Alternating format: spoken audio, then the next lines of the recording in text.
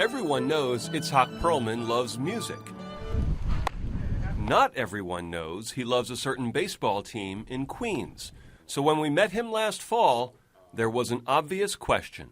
Is there a particular piece of music that you might think would be synonymous with the state of the New York Mets? Well, yes. For this year, Tchaikovsky Pathétique Symphony, it's Symphony number 6. The Mets might not bring Perlman much comfort, but comfort is the word he uses to describe the music on his most recent CD, Eternal Echoes, Songs and Dances for the Soul, a collaboration with cantor Yitzhak Meir Helfgott.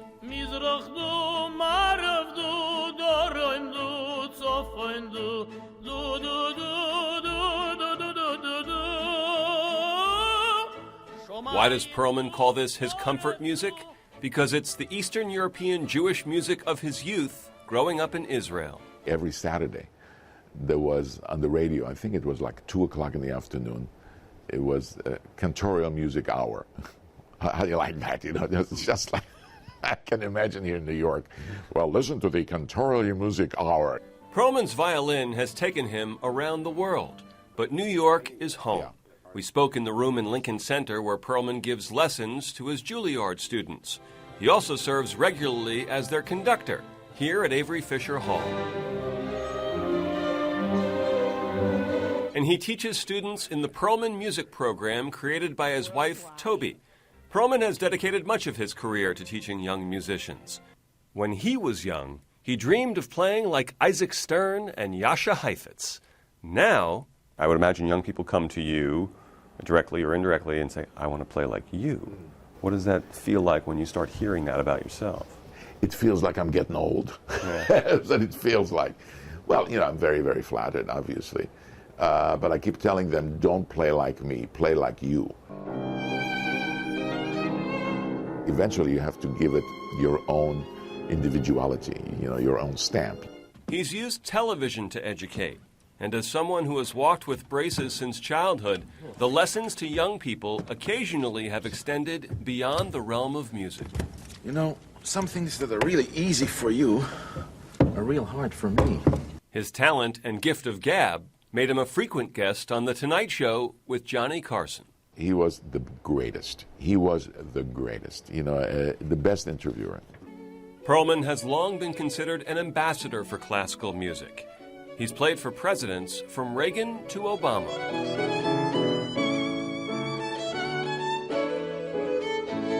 The more exposure classical music has, the better it is. I mean, that's one of the things. It's got to be exposure. People have to know about it. It cannot be a hidden secret. Perlman's work has ventured beyond classical music's traditional confines. He's played jazz and ragtime. But for one of his most famous recordings, the theme from Schindler's List, composed by John Williams, Perlman was able to connect to the music of his immigrant parents and his ancestors back in Poland. The first time that I heard it, I said, oh my God, this is incredible, because he got it. He got the kind of atmosphere that this music supposed to bring to the film. You know, you would think, oh, this is a very nice piece for a nice New York Jewish audience, you know, and so forth. Not true at all. I came from China last year. The thing they wanted to hear the most was, can you play Schindler's List, please? So it's totally international. It's quite amazing. When he was only 4 years old, Itzhak Perlman's world changed dramatically when he contracted polio. I did not have any periods of time where I would sit in my room depressed saying, oh, what's happening to me? I don't know if I can handle it. No, that was a natural thing of growing up, you know. So I grew up before running around the block and so on. Now I had to do different things. Like play the violin. Perlman has long maintained that he was not a prodigy. But when Ed Sullivan came to Israel in the late 50s to audition acts for his show, he chose Perlman. Sullivan brought him to the United States for 3 shows. The young violinist and his family left Israel for New York and eventually decided to stay. We have a word, you know, when you go to abroad, and we go for hishtalmut, which means a completion of yourself. The dream is always to go abroad, That's the dream. And so when this chance came up, there was no question. You know, would you like to go to the United States, appear on a television show, and then go to the Juilliard School? It was a win-win. There was no question about whether we should do it or not. Perlman and his wife have 5 grown children. He's been a New Yorker for more than 50 years. This is our visit to Israel. But he says when he goes back to Israel to play or conduct, it still feels like home. Israeli audience is a very difficult audience because they've heard everything, and if it's good, if it's bad, they say, oh, what is that? If it's good, they say, well, of course it's good.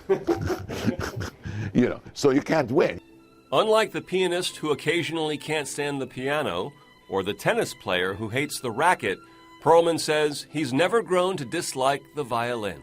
My life is not 150% on my violin. You know, I can play a concert and have a wonderful time, and then the next day I'll go and see a baseball game.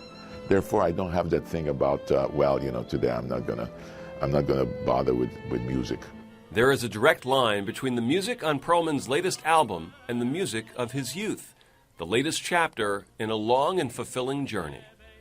Isn't that the most amazing thing, that you can make a living doing what you love so much, and that everything evolves all the time? You know, that's with me. You know, everything is evolving. I learn from every performance. One-on-One with Itzhak Perlman, Bud Mishkin, New York 1.